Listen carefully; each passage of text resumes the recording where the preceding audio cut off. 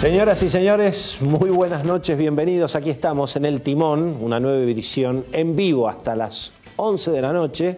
Aquí estoy con la señora Cecilia Bufflé. ¿Cómo le va? ¿Qué dice? ¿Cómo le va? Como todos los martes, acá todos listos para hablar de economía y de política, de la actualidad, que siempre da que hablar en la Argentina, ¿no? Sin duda, con algunas novedades, obviamente en el terreno político. Finalmente, en la cantidad de votos de las PASO, se impuso la expresidenta Cristina Kirchner, pero por unos 21.000 votos, Sí. Menos de 0,5%, lo cual me parece que en términos políticos no cambia un poco el análisis de lo que viene ahora, que es obviamente la elección verdadera en octubre, donde, bueno, hay algunas novedades importantes, han aparecido algunos episodios que obviamente van a generar mucha tensión entre el oficialismo y la oposición, obviamente el caso de Santiago Maldonado, también se han difundido de una forma bastante suspicaz algunos datos del blanqueo impositivo de allegados a los funcionarios del gobierno, de familiares del presidente Macri. Se han publicado, en el caso creo que en Página 12, con la firma de Horacio Berbisky, se han publicado datos del blanqueo vulnerando el secreto fiscal y generando también, bueno, por supuesto, un tema que va a traer mucha cola de aquí a octubre en la campaña electoral. Pero bueno, la economía parecería que dentro de todo al gobierno le va a jugar como mínimo de neutro a positivo, ¿no? Mirando octubre. Sí, de neutro a positivo, o dando datos por lo menos de acá a octubre que parecen todos a favor, digamos, Sí. no todos datos de algún nivel de crecimiento del empleo, aunque está en discusión si eso baja el desempleo o no, un buen nivel de inversión, un crecimiento de la inversión, algunos sectores con booms de crecimiento y expansión como el crédito y especialmente el crédito hipotecario, donde hay ahí datos muy impresionantes, más de casi 25.000 millones de pesos en el primer semestre del año, y una expectativa que Luis Caputo, el ministro de Finanzas, dijo que era de 50.000 millones de pesos en el año de créditos hipotecarios, que son, como los créditos son más o menos de 1 millón de pesos, son 50.000 créditos finalmente, ¿no? Y que en el sector privado empiezan a decir que eso puede ser un piso y no un techo para la oferta de este año, ¿no? Claro, por supuesto, los debates que se vienen después de octubre para la economía ya están planteados. Sí. Hay que trabajar en la reforma impositiva y eso es tratar de bajar el gasto público, hay que acordar con los gobernadores, hay que acordar con los sindicatos, modernizar las relaciones laborales.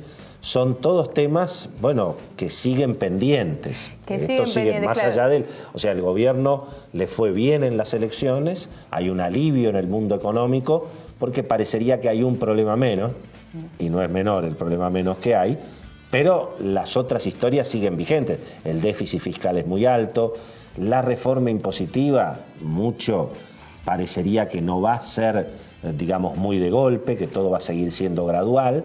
Y bueno, se vienen batallas importantes con también gobernadores del peronismo que están reclamando plata.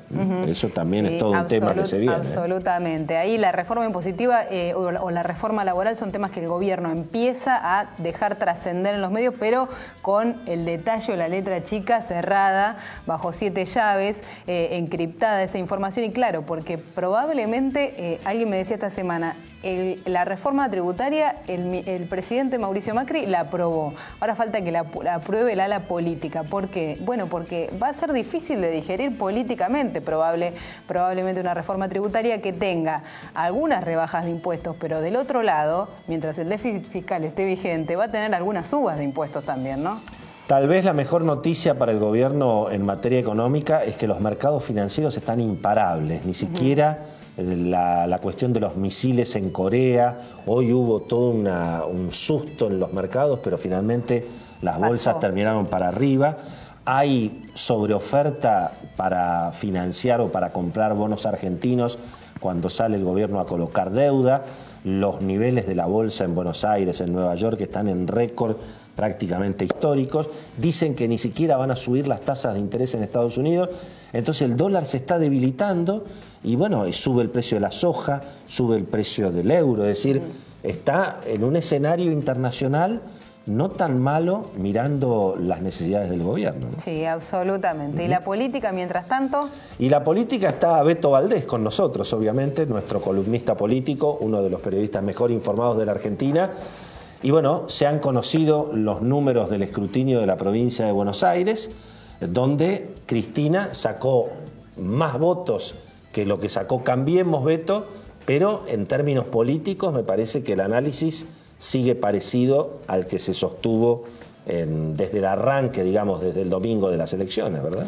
¿Cómo les va? ¿Cómo andan? Es verdad, es verdad. De hecho, un chivo que vamos a pasar, algunos se reían cuando decíamos, ojo con Graciela Ocaña, que es la candidata realmente competitiva que tiene Cambiemos. No solo ganó la elección a diputado nacional en la competencia con Fernanda Vallejos, sino que sacó más votos que Cristina.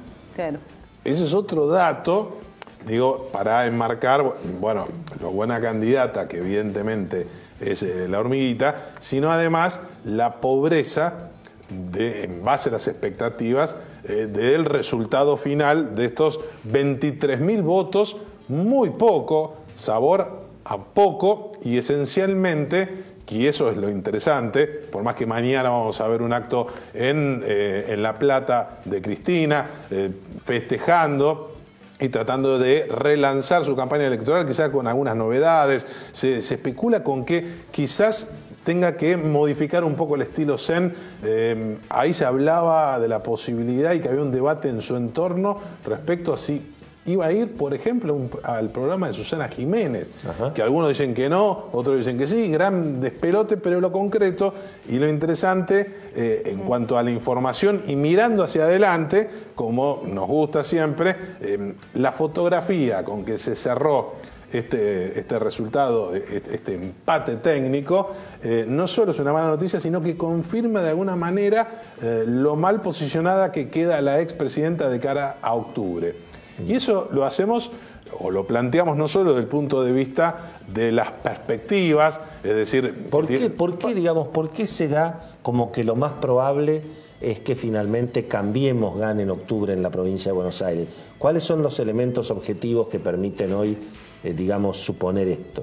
Bueno, los primeros datos son empíricos, es decir, Cristina y en su entorno, ni hablar en el oficialismo y en sectores peronistas, ya tienen números. Es decir, puede ser que todavía no bajó la espuma, como suelen decir los especialistas en opinión pública, pero lo concreto es que hoy, si fueran nuevamente las elecciones, Bullrich estaría ganando por 4 o 5 puntos.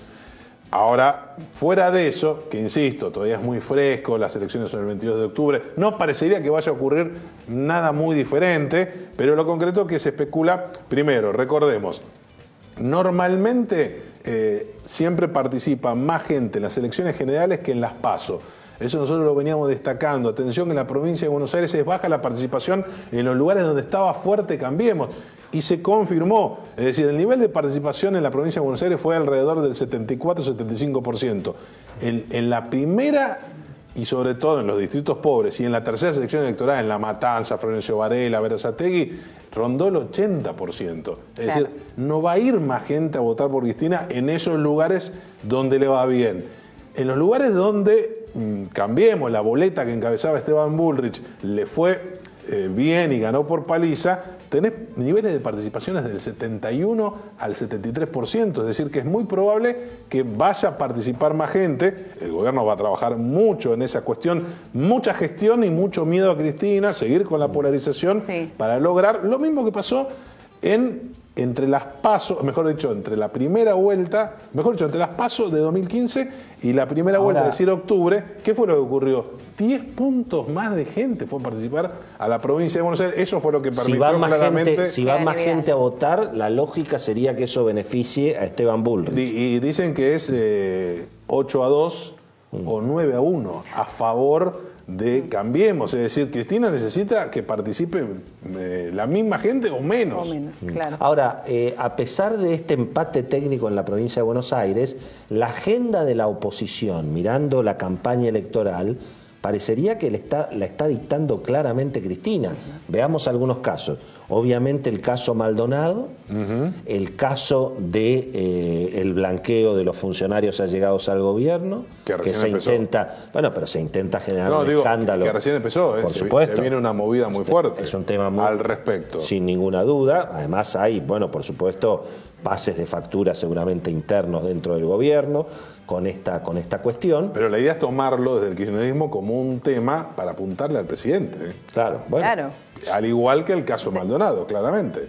Bueno, pero ahí es como una idea perdón, de yo diría, de la economía. Claro, no, pero me parece que también viene el tema del ajuste que se viene después de las elecciones. Porque es cierto, hasta las elecciones no va a haber ni aumentos de tarifas, ni aumento de nafta, ni aumento de nada. Nada. Pero agarrate en noviembre y diciembre. Sí, claro, por eso yo siempre digo que al gobierno tiene también a favor eso. El 13 de agosto, el día de las PASO, le fue bien y evidentemente era el peor momento económico en materia de poder adquisitivo de los trabajadores en relación de dependencia, de los jubilados, de los beneficiarios de planes porque ya habían perdido poder adquisitivo.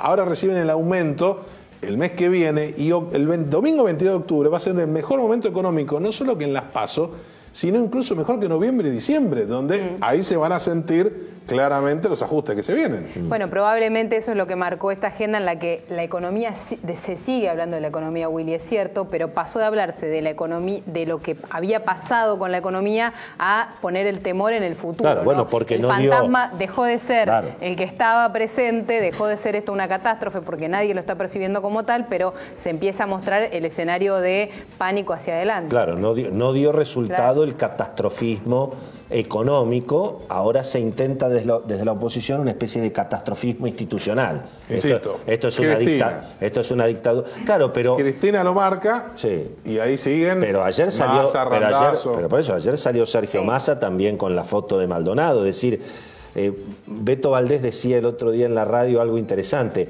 Hoy Cristina es en la oposición lo que era la doctora Carrió cuando Cristina era presidenta. Es decir, Cristina es la que ordena la oposición, finalmente. Y la que marca la agenda equivocada o no. Porque a ella no le fue del todo bien, claramente, pero a los demás le fue peor. Es decir, a los demás líderes peronistas le fue peor que a Cristina. Y recordemos que pese a esta ajustada ventaja que obtiene Cristina, es la dirigente del peronismo con más votos en el país.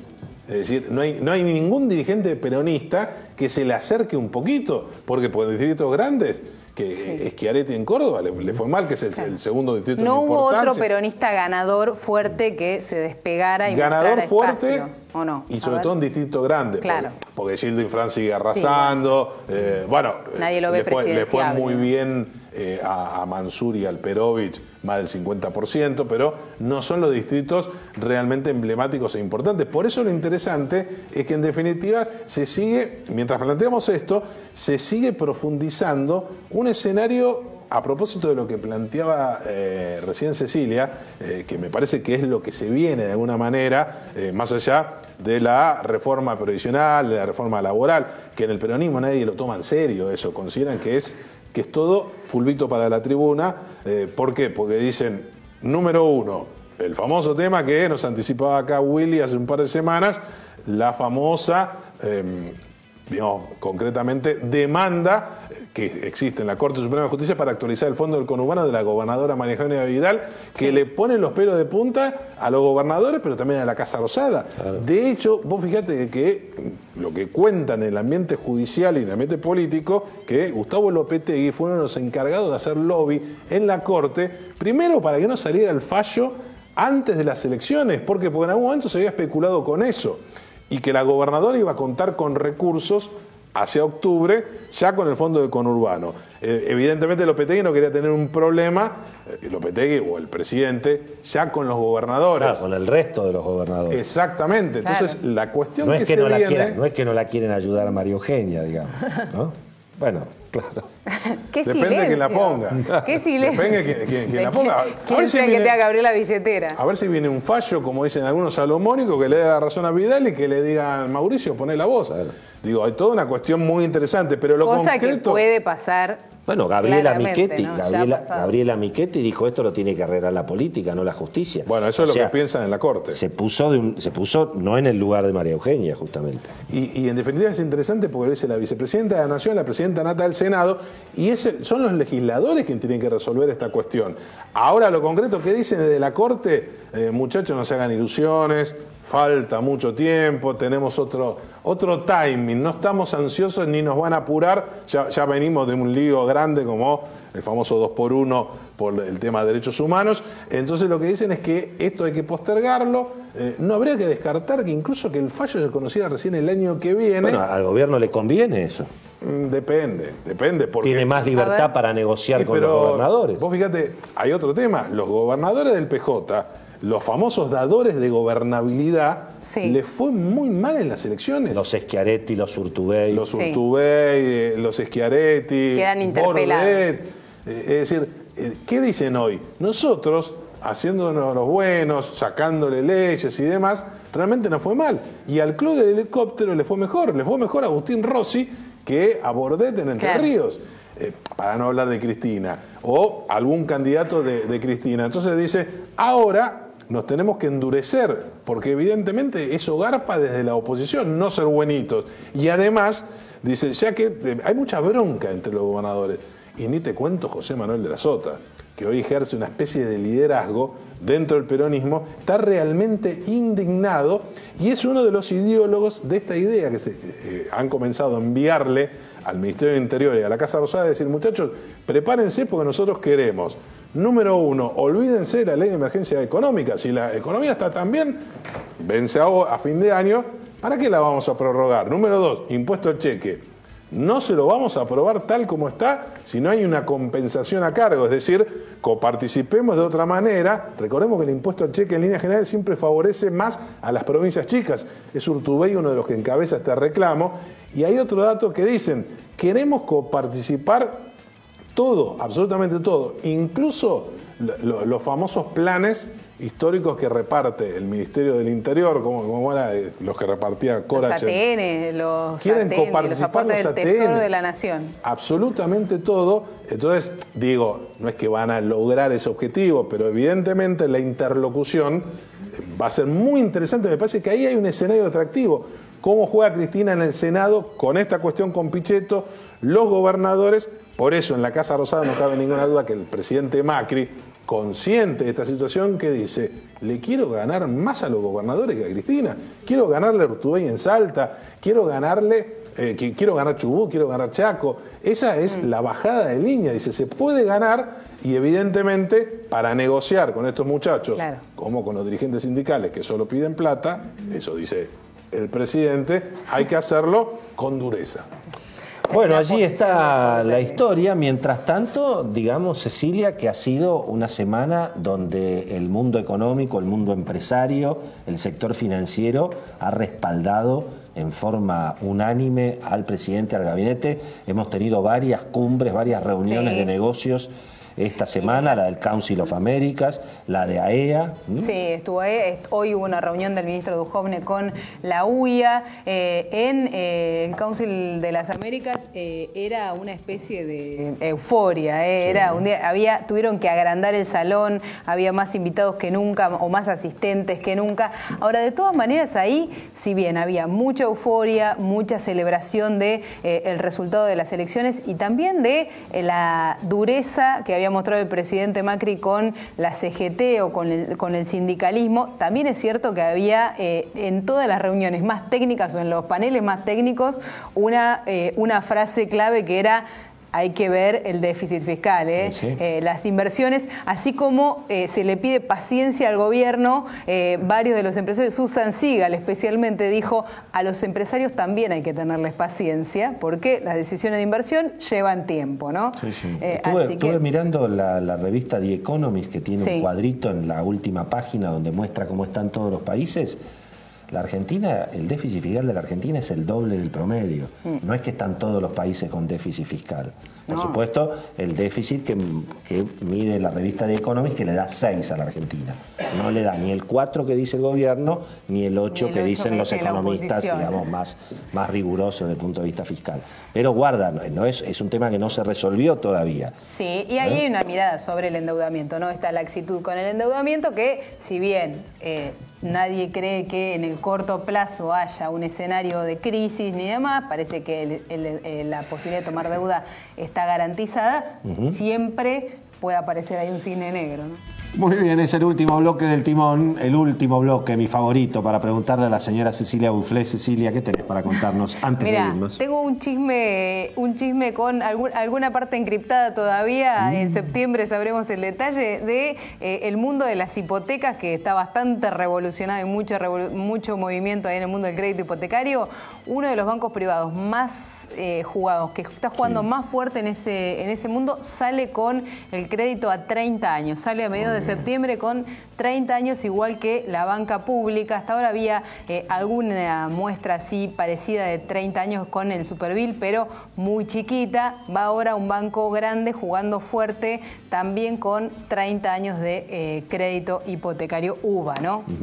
Bueno, el recuento de votos en la provincia de Buenos Aires, Beto, no es solamente a nivel de toda la provincia, sino distrito por distrito, algunos casos interesantes, ¿no? A ver. Sí, obviamente lo más atractivo e interesante fue que prácticamente hasta recién estuvieron en un tire de afloje Cambiemos y el Frente Un País, más concretamente el masismo. ¿Por qué?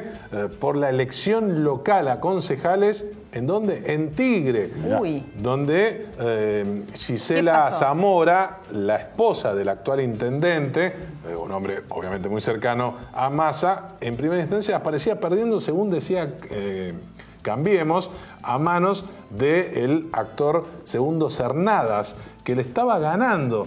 Lo concreto es que finalmente no perdió el masismo, pero ganó por la mesa de extranjeros. Mirá. Por 1000 votos por la mesa de extranjeros, con lo cual, imagínense lo que va a ser esta elección en octubre. Va a ser para alquilar balcones. ¿Por qué? Porque recordemos que a Massa y Stolbizer le costó muchísimo ganar su distrito, perdió en San Fernando, así que un dato interesante. Y lo que tiene que ver con la estrategia electoral, ya se dice que Vidal va a salir bien sobre el final. En primera instancia, un poquito de Bullrich, acotado. Se imagina, ¿no? Un poquito acotado. Mucho Ocaña, Gladys González. No van más timbreos, ¿eh? Aparentemente la idea es mostrar gestión y sobre el final la gobernadora a full, ¿eh? Vidal 100%. Bueno, tremendo volantazo en el mundo corporativo con la reorganización del mando en YPF. Sí, absolutamente. Miguel Gutiérrez, sorpresa. Miguel Gutiérrez, un hombre de mucho prestigio, obviamente un gran conocedor del mundo corporativo, capo del Morgan, capo de Telefónica, dio un volantazo, se quedó prácticamente con el control de la compañía, se fue Ricardo Darré, a quien prácticamente no le conocimos ni la cara. No, así que bueno, es la principal empresa argentina, es una empresa estatal, que naturalmente cotiza en bolsa y eso le da enorme transparencia, pero bueno, veremos novedades seguramente en la conducción de YPF en las próximas semanas, ¿eh? Absolutamente. Bueno, nos vamos, ¿no? Hasta el martes que viene, como todas las semanas, todos los martes a las 10 de la noche en Canal 26, los esperamos la semana que viene acá en El Timón. Hasta la semana que viene.